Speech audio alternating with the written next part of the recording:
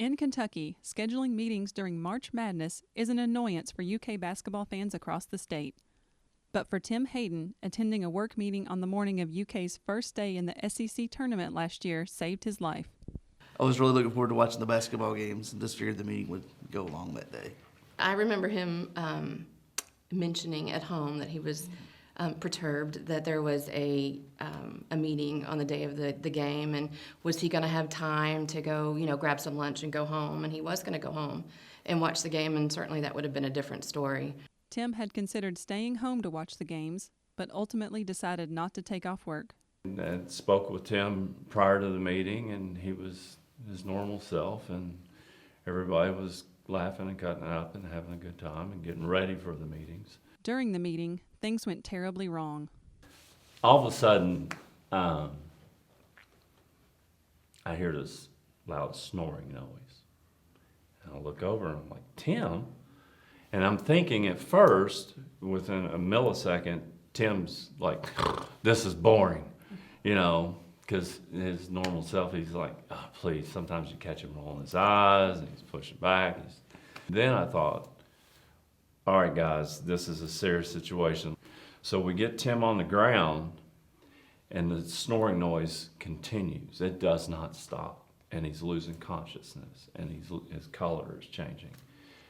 Immediately, Susan and Aaron start CPR, and I yell for the AED, which we have on site. Tim's coworkers immediately took action, performing CPR, retrieving an AED, calling the paramedics, and even clearing a path for them to enter more quickly. And I don't know how I got down there, and Susan was there, and we looked at each other and we said, we have to do this. It was almost instinctive.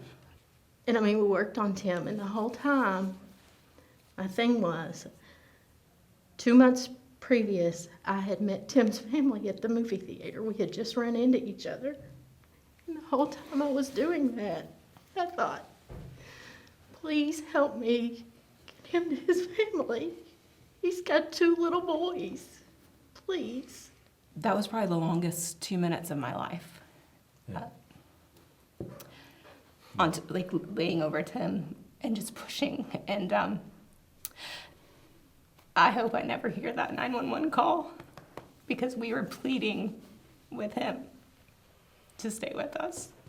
Yeah. And I just could not press hard enough. And the paramedic looked at me specifically and said, where do I send him? And I said, UK. I knew that Kathy worked there and that there was a heart institute, and I felt that was the best decision. Because every minute counts when a patient suffers cardiac arrest, their efforts were instrumental in saving Tim's life, says UK cardiologist Dr. Adrian Meserly. Mr. Hayden suffered a cardiac arrest, and his coworkers really were the heroes. The paramedics were called immediately, and once arriving on the scene, they noted he was having a heart attack, and they activated the cath lab and brought him directly to our cath lab, and we were ready and were able to treat him accordingly. He's the one that actually said that this was like the widowmaker. So if it happens in your sleep, you don't wake up. And we were able to place 2 stents in the artery, in the front part of his whole wall, and reestablish blood flow successfully. And then we also applied a protocol called therapeutic hypothermia, where we cooled his core body temperature in order to minimize the damage that his vital organs attained, specifically his brain. The therapeutic hyperthermia worked, and over the next few weeks, Tim was finally able to come off the ventilator and quickly began to recover. The next thing I remember was waking up in the hospital. They were taking me off the ventilator and having no idea where I was, how I got there, where anybody else was. Actually, once he came off the ventilator, it was a very fast process. Within a few days, he had moved across the hall to the step-down unit. The next time I come in, he's sitting in a chair. I go out for lunch. I come back and the doors open and he meets me. He's just standing there and they're walking him. And he told me that they were gonna, probably walk him that day, but I almost missed it because everything just happened so fast after that.